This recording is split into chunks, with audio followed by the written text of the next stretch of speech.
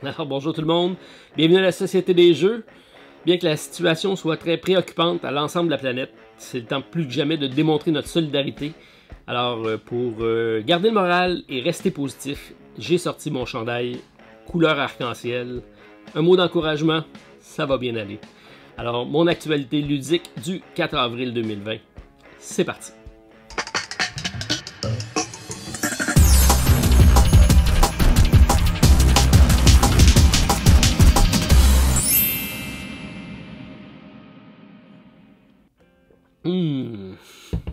Bonjour tout le monde.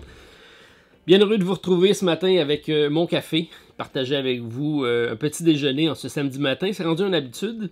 Et cette semaine, j'ai sorti ma tasse de Tintin, histoire d'encourager nos abonnés de la Belgique qui sont tous, comme nous tous, pris avec ce fameux virus. Confinement oblige. On se doit donc de rester chez nous, de sortir le moins possible, de laver nos mains, de ne pas propager le virus. Alors, je suis chez moi, je vous partage mes coups de cœur ludiques de la semaine. J'en ai quand même plusieurs. Je vais commencer par remercier les plus de 600 abonnés qui ont écrit dans la dernière vidéo. J'avais demandé donc de faire signe de vie pour dire que tout le monde était en bonne santé. J'espère que c'est toujours le cas pour vous tous. Alors merci à tout le monde qui ont partagé l'information sur la précédente vidéo. Vous pouvez également le faire cette semaine. Éventuellement, je ferai une belle carte avec tous mes abonnés, avec les différentes régions que vous m'avez données. Ça me fera peut-être un trajet de road trip pour aller vous voir. Bref, bien content que ça aille bien pour tous et continuez d'être très prudent. C'est mon message d'encouragement. On a eu quand même pas mal de réceptions cette semaine. Étrangement, je continue à recevoir des Kickstarter. C'est quand même la bonne nouvelle dans tout ça. Parmi les jeux que je dois vous présenter dans les prochaines semaines, bon, il y en a plusieurs présentement qui se sont mis à faire des casse-têtes. On a beaucoup de temps. Dont mon beau-frère Normand, que j'ai vu qui avait sorti ses casse-têtes. Alors c'est peut-être un jeu qui va t'intéresser. Maztec qui s'en vient très prochainement sur Kickstarter. C'est un prototype que j'ai reçu qui allie brillamment le casse-tête et le jeu de société. C'est un casse-tête ludique à plusieurs joueurs. Donc on va construire des recherches dans des labyrinthes si on veut, ce qui semble être des ruines aztèques. Alors, très brillant comme jeu, 1 à 4 joueurs, ça aussi j'aimerais vous présenter ça très prochainement. Donc, cette semaine, je vais sortir mes projets pour lesquels je dois vous faire des vidéos et je vais essayer de vous mettre ça en lien.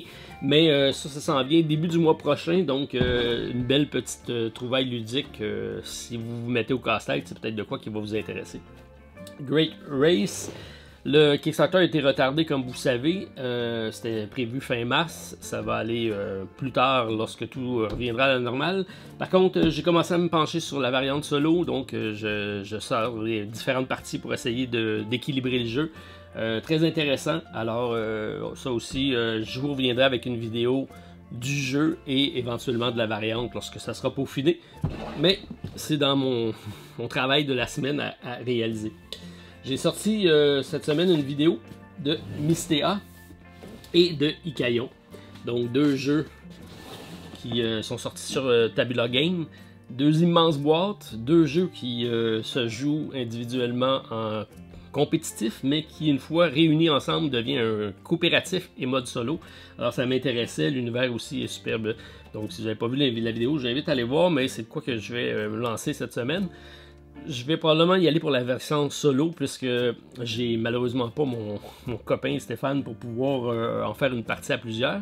Mais ça va me permettre au moins de m'initier à l'univers qui est très riche. Donc j'ai bien hâte de le découvrir, ces deux-là, puisqu'on en a 2.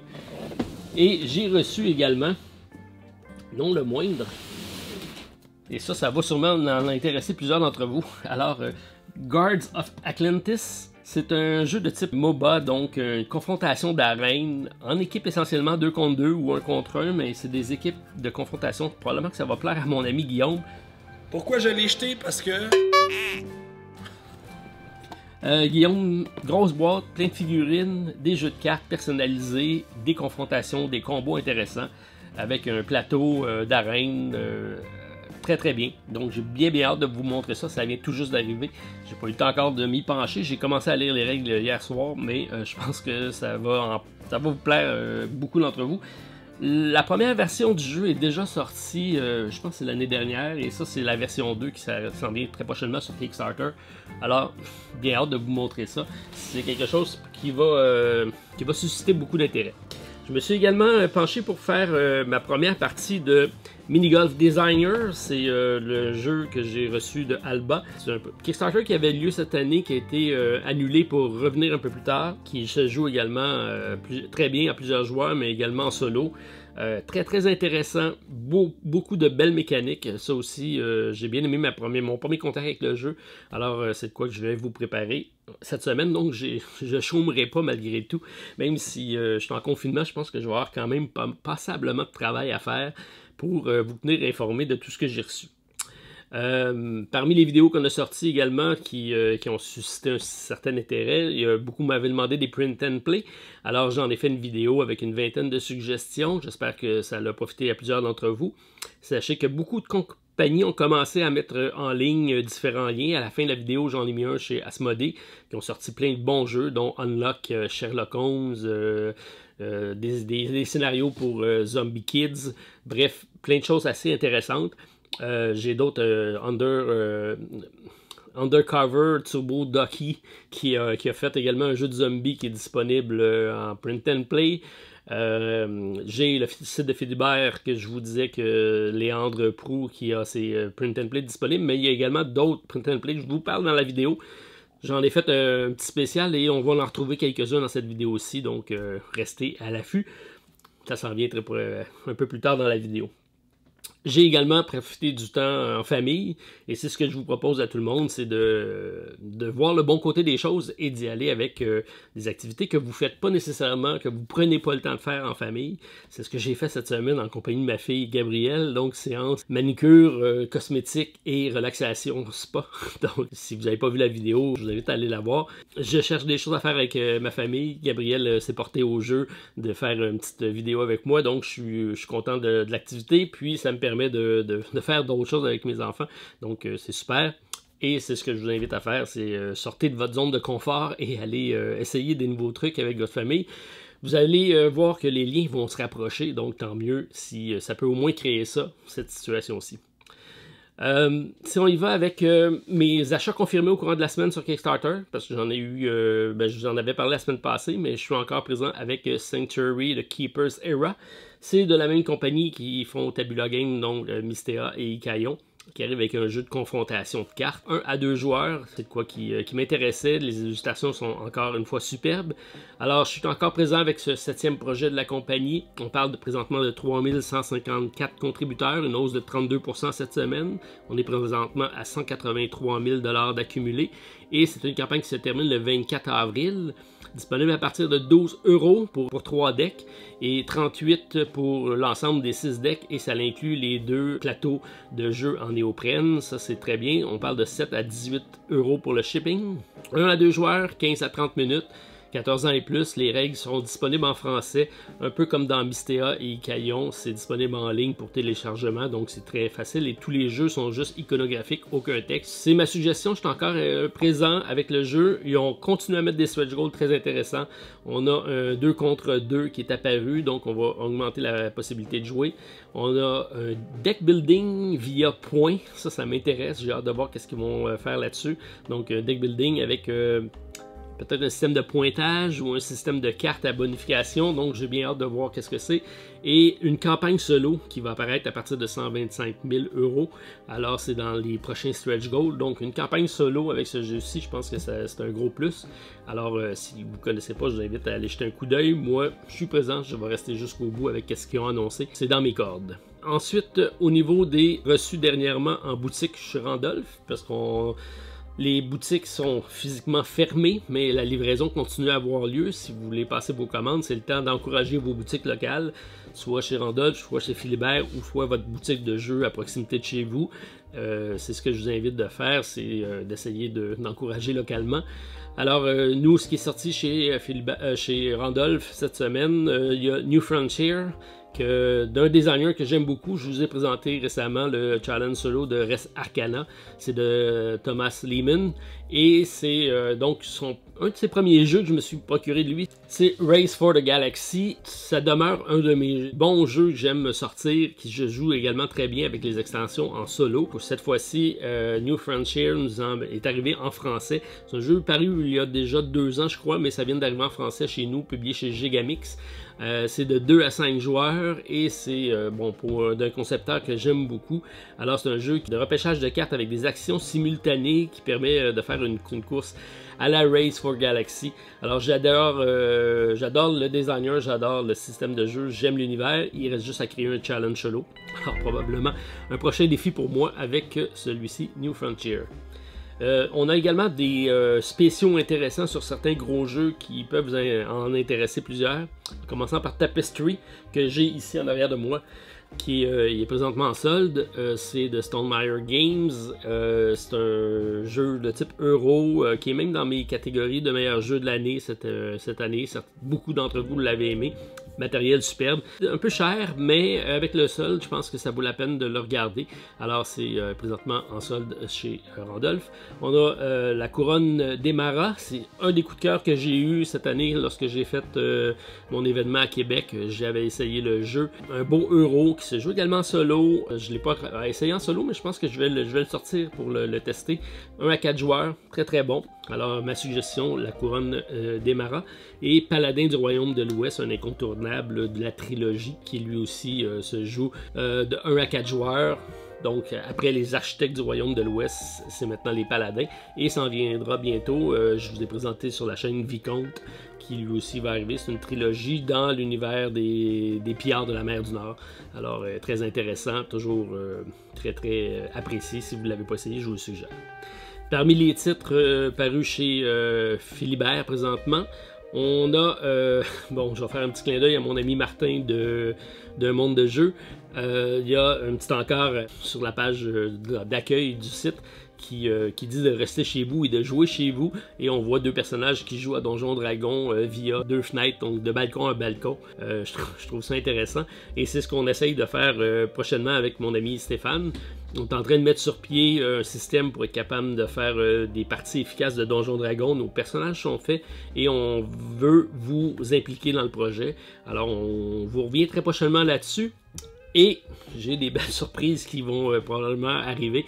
Alors, ça reste à peaufiner tout ça, mais on y travaille fort pour être capable de vous sortir ça. Espérons-le dans la semaine qui s'en vient avec les Donjons Dragons. On s'est remis à nos vieilles amours. On a commencé par là et c'est le retour du pendule. Alors, bien content de retrouver l'univers de Donjons Dragons. On a donc toujours des print and play qui sont disponibles chez Philibert, qui sont très intéressants. Il y a, outre ceux de Léandre que je vous ai parlé en ouverture, il y a King Domino, qui est une petite extension qui s'appelle La Cour, qui est disponible en print and play gratuite. C'est une mini-extension qui fonctionne avec King Domino, mais également compatible avec Queen Domino. Alors si vous voulez ressortir vos jeux, c'est peut-être l'occasion ici d'aller chercher une petite extension intéressante. Il y a beaucoup d'œuvres d'art qui sont sorties avec des casse-têtes, donc différents tableaux. Ça aussi, ça peut être bon pour meubler vos longues journées de confinement. Et en attendant d'avoir peut-être un jeu comme celui-ci qui combine les deux, c'est une belle option. Et il y a finalement Shadow of Killford qui également fait son apparition chez Philibert. Un jeu de cartes, j'ai joué au premier, j'ai déballé sur la chaîne celui-ci, qui est le second de l'épopée de Tristan Hall, et présentement c'est disponible seulement en anglais, puis je pense que Nuts ne suivra pas. Il avait fait la traduction du premier, qui s'appelait L'ombre de Killford, pour Gloom, mais sur Shadow of Killford, je crois que ça va seulement être en anglais présentement. C'est vraiment dans le même esprit, le même titre. On a juste changé des lieux, changé des personnages, mais c'est très très similaire au premier. Donc si vous avez la chance de mettre la main sur un des premiers en français ou d'y aller avec le deuxième, qui se joue également en solo, alors que Shadow of Killford. Si on regarde ce qui s'en vient au courant de la semaine, j'ai plusieurs choses que je veux vous partager avant de passer à mes nouveautés qui s'ajoutent cette semaine et ma liste de suivi. On a les quiz au Randolph. Donc, chaque semaine, mon beau-frère Normand, que vous avez probablement déjà vu, j'ai fait une vidéo avec lui sur la chaîne de Randolph.tv avec Ganymède et TTMC. Normand, en compagnie de ma soeur Pascal, font un quiz chaque semaine, donc les mardis et les jeudis. Les mardis, c'est à 15h30 heure du Québec, donc 21h30 heure de France. Alors, mardi prochain, je me propose d'être là pour faire le quiz en famille. Alors, ça vous permet donc de faire un quiz commun. Il y a au-dessus de 2000 personnes qui participent. Donc, c'est une invitation que je vous lance, si ça vous tente de vous joindre à nous. Mardi, 15h30 Québec, 19h30 en France. Et vous vous pluguez sur le site de Facebook de Randolph. Et ça sera donc une diffusion live. C'est un quiz en famille. Celui-là est de famille.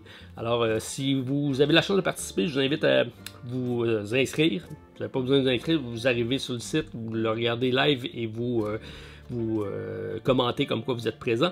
Et en identifiant que vous êtes de la Société des Jeux, on va représenter la Société des Jeux sur le quiz, voir si on est capable de faire bonne figure. C'est pas vraiment ma tasse de thé, il y a des sujets que je connais pas vraiment, mais c'est toujours agréable, et en famille, ça nous permet de compléter nos forces. Alors c'est une invitation que je vous lance pour mardi prochain, 15h30, donc 19h30, heure de France. On va avoir également la dernière vidéo, top 10 si on veut, des jeux de l'année 2019. On avait commencé début de l'année avec un prélude en compagnie de Stéphane pour nos coups de cœur. La semaine dernière, je vous ai présenté 2 vidéos, donc un sur un peu plus familial, l'autre un peu plus gamer. Il m'en reste une à vous faire. Ça devrait être cette semaine, donc une dernière vidéo pour vous permettre de voter pour le jeu de l'année. Parmi tous les commentaires que je recevrai sur l'ensemble de ces 4 vidéos-là, on fera un tirage. Alors, participants en grand nombre, je vous invite à répondre au sondage et à commenter la vidéo. Ça me permettra donc de faire un tirage parmi ceux qui auront commenté. Puis, on vous reviendra dès qu'on est en mesure de le faire. Si ça se prolonge, on le fera peut-être par Skype en compagnie de Stéphane. Mais pour vous donner les gagnants de chacune des catégories, j'ai bien hâte d'avoir le résultat de ces sondages-là. Alors, ça s'en vient cette semaine avec la dernière section de catégorie pour nos jeux de l'année. Je vais avoir également demain, donc présentement on est samedi lorsque je poste la vidéo, et dimanche à partir de 14h, donc 14h heure du Québec, donc 20h heure de France, je ferai un live de la Société des Jeux. Rien de bien compliqué, questions-réponses, histoire de partager sur les jeux de société, mais également sur la situation dans laquelle on est.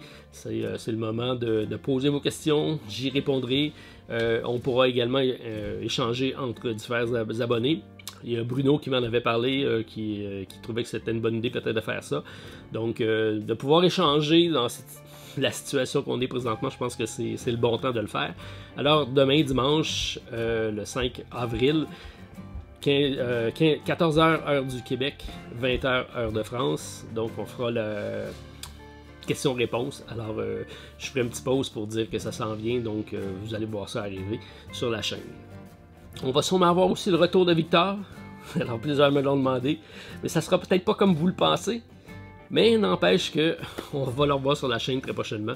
Alors, je vous laisse sur ce suspense-là, puis je vous fais le listing de différents projets qu'on a encore sur notre liste de suivi, mais surtout ce qui s'est ajouté cette semaine sur notre liste de suivi Kickstarter, peut-être liste d'achat, ça reste à voir. Alors, on se revoit très prochainement. Salut tout le monde, restez très prudents à la maison.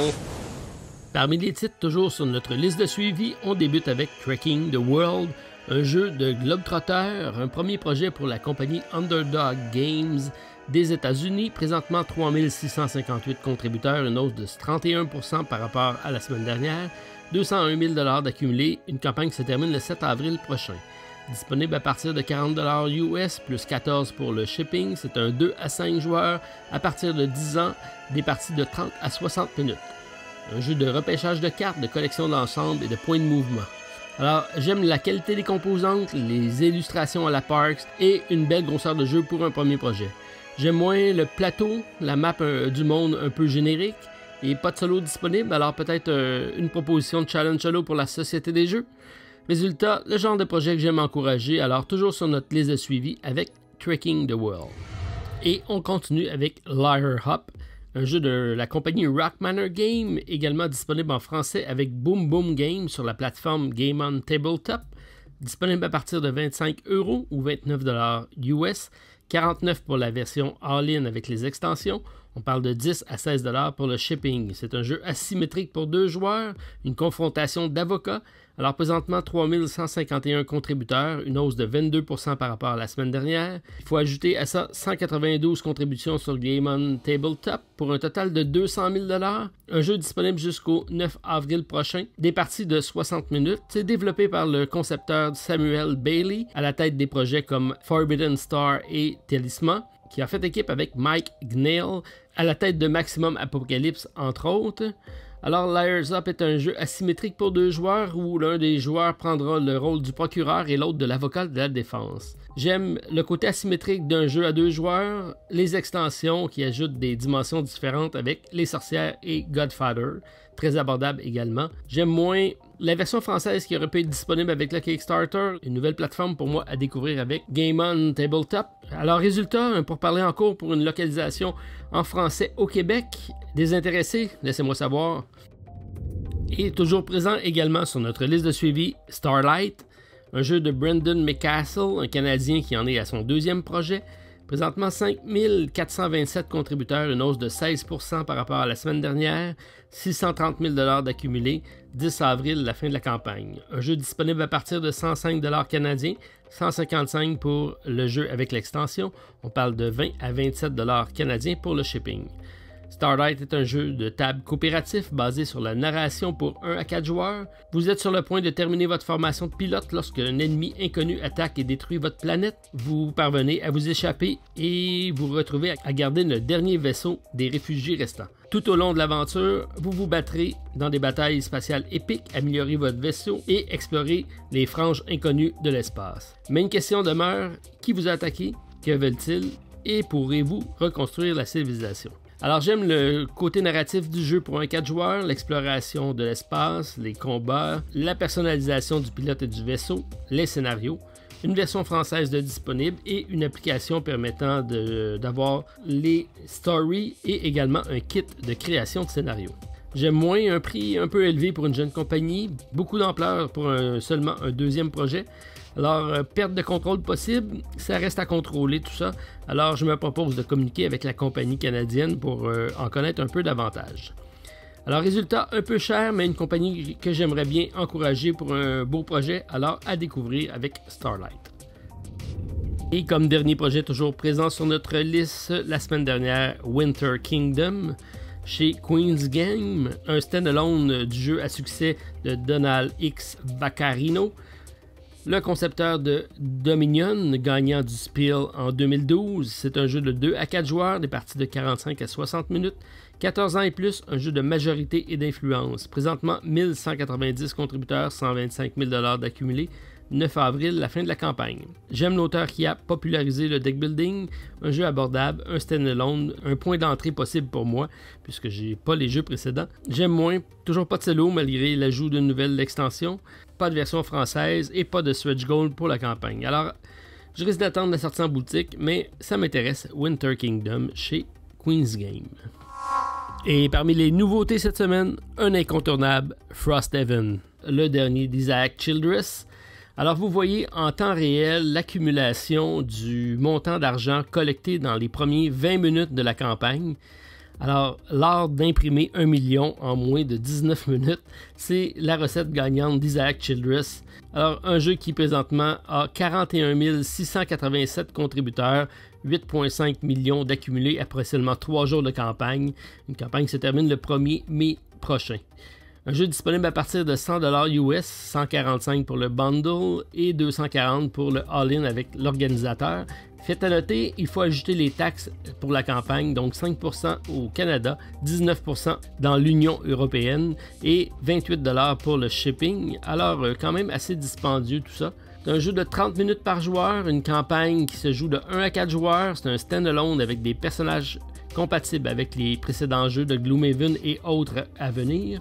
Quelques nouveautés, gestion de ressources, construction de villages, Alors j'aime la nouvelle carte, la construction de villages avec l'aide de ressources collectées lors des aventures, l'utilisation de collants pour reconstruire et améliorer les bâtiments, la campagne évolutive avec puzzle et les saisons changeantes qui risquent de changer aussi l'aspect de la partie. J'aime moins, pas encore fini ma première campagne, alors ça me donne jusqu'en mars 2021 pour y parvenir. L'ajout des taxes n'était pas négligé non plus et il faut penser également dans mon cas d'acheter une nouvelle table puisque c'est un jeu qui nécessite énormément de place. Alors, résultat, retailer disponible, désintéressé, j'attends vos commandes pour Frosthaven. Wow. Avec un gros jeu comme Frosthaven, pas beaucoup de place pour d'autres nouveautés, alors quelques petits jeux intéressants en commençant par Squire for Hire, le Mystic Rune, le core set numéro 2 de John Marchand, un Canadien de Barrie au Canada. Présentement, 702 contributeurs, 22 000 d'accumulés. Une campagne qui se termine le 16 avril prochain. Très abordable à partir de 12 $ canadiens, 22 pour les deux jeux, 4 $ au niveau du shipping et tout ça c'est en dollars canadiens, donc relativement abordable pour vous en euros. 1 à 2 joueurs, 2 à 4 si vous combinez les deux jeux, c'est un stand-alone compatible de 20 minutes. Alors nouveauté, on ajoute des runes qui permettent de manipuler les cartes. C'est un jeu de 18 cartes dans lequel on a également la possibilité d'acheter des écuyers supplémentaires avec le Squire Pack 1. Alors j'aime un print and play gratuit durant la campagne, si vous voulez l'essayer c'est le temps, téléchargez le lien. J'aime moins pas avoir une copie pour vous en faire une autre démo. Alors résultat, bien content que John ait ajouté ma vidéo à la campagne Kickstarter, donc retailer disponible, désintéressé, moi oui. J'ajoute également 3 petits jeux filler de 10 minutes avec GPS, Sequoia et Mountain Goats. Des jeux du concepteur Chad Deacon, qui est à la tête du projet Untour, donc publié chez BoardGameTable.com. Présentement 1607 contributeurs, 87 000 d'accumulés, une campagne qui se termine le 24 avril prochain. Abordable à partir de 15 $ US pour chaque jeu, 39 pour les 3, 9 $ pour le shipping. Alors dans Sequoia, c'est un mélange de Can't Stop et Las Vegas. C'est un 2 à 5 joueurs, des parties de 10 minutes, c'est un jeu de majorité.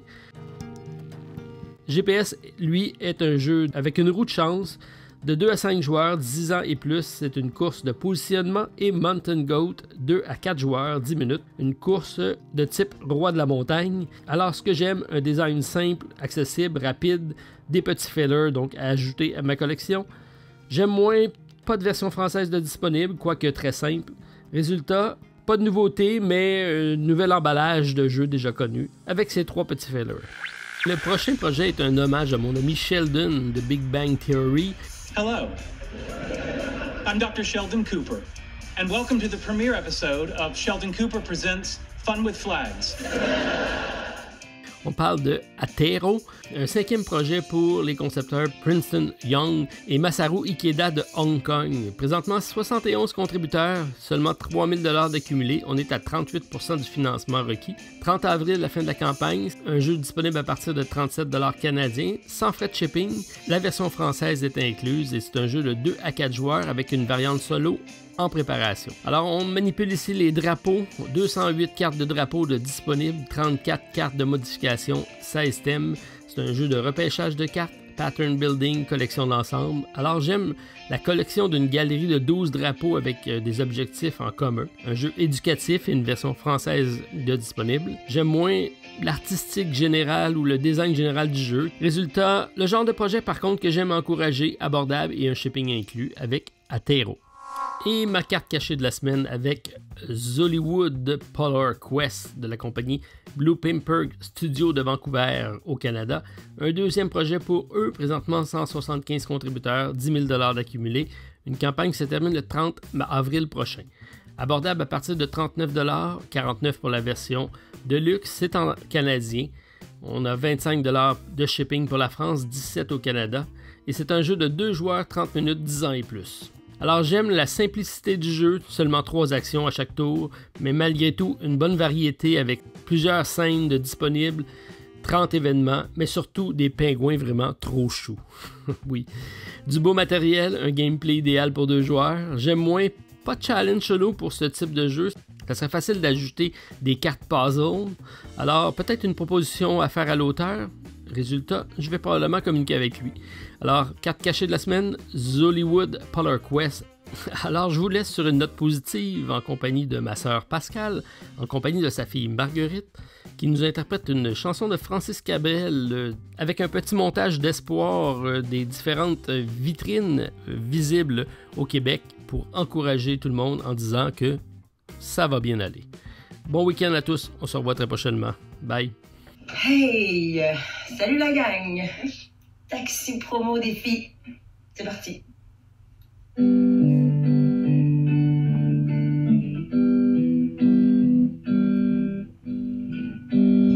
Puisqu'on ne vivra jamais tous les deux,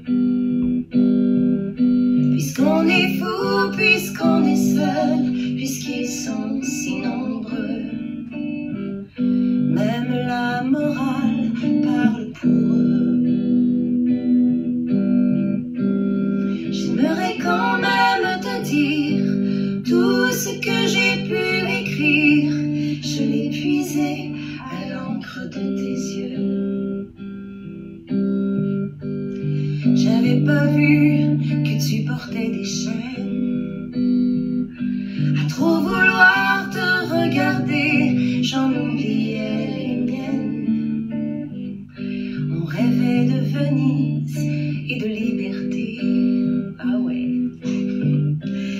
J'aimerais quand même te dire tout ce que j'ai pu écrire. C'est ton sourire qui me l'a dicté. Tu viendras longtemps marcher dans mes rêves. Tu viendras toujours du côté où le soleil se lève. Et si malgré ça, j'arrive à t'oublier, j'aimerais quand même te dire tout ce que j'ai pu écrire aura longtemps le parfum des regrets. Puisqu'on ne vivra jamais tous les deux, puisqu'on est fou, puisqu'on est seul, puisqu'ils sont si nombreux, la morale parle pour eux.